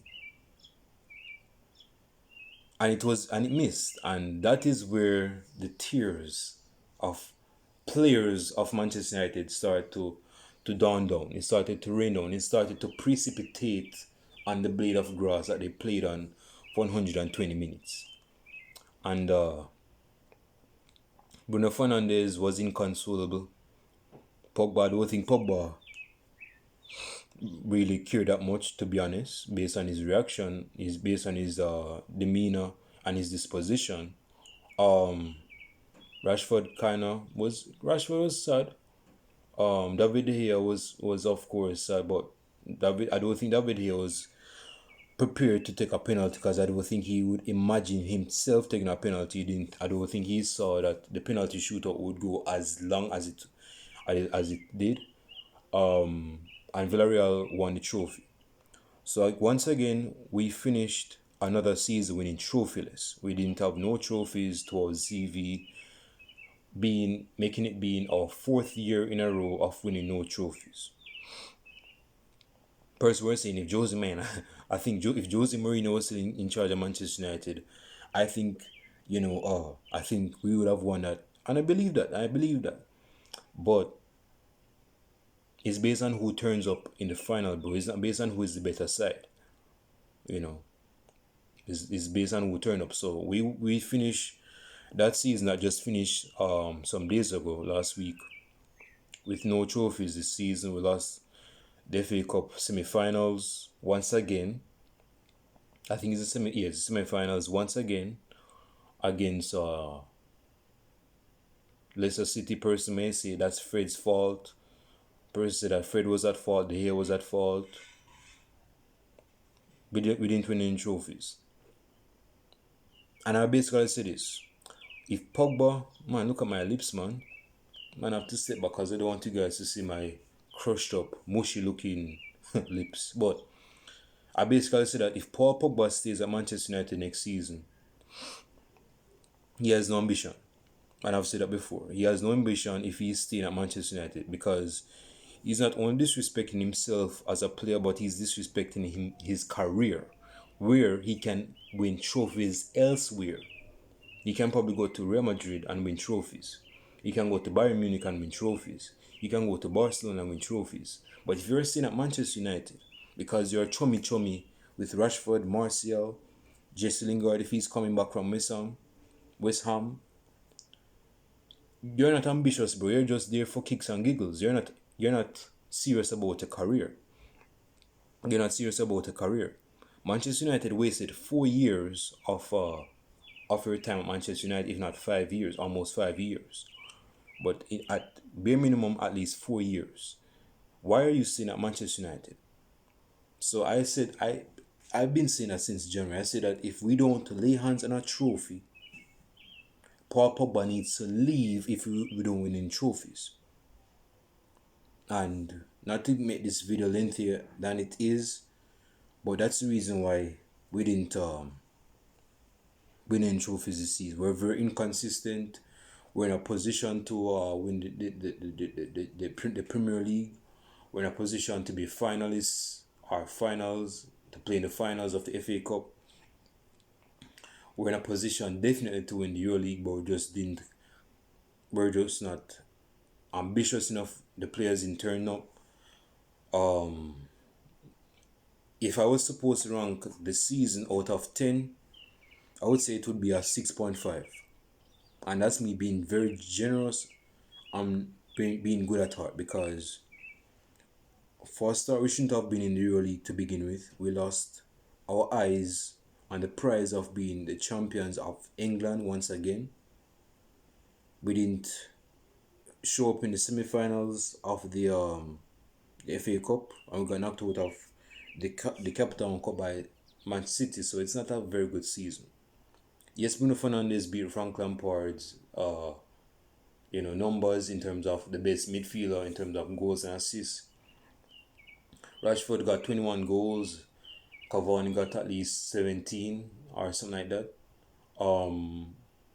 But it wasn't a very good season. Persons backlash, Scott McTominay, Anthony Martial, Rashford for having a poor second half season. So yeah, man, so I want to hear how you guys would rank the season, man, out of 10. Put the comments down below. If you believe it's a 9 out of 10, God bless you. If you say it's 8 out of 10, God bless you. Put those comments in my comment section. If you believe it's 5 out of 10, I can see where you're coming from. Comments down below. I'll show you guys sometimes this week, because I'll be doing a matchup a build up in terms of transfers when you go into Manchester United, players coming in, players going out. So I'll be doing those types of videos starting from this point on, and examining ex-players that played for Manchester United, and just go through their time. So this is a lengthy video podcast, my lengthiest video podcast to date.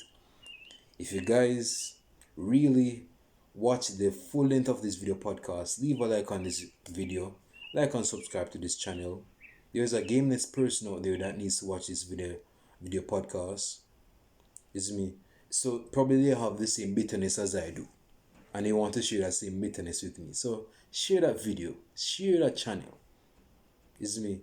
I want to hear from you guys tomorrow. Not tomorrow, but in the comment section. And I hope you guys enjoy the rest of your day. Have a blessed week.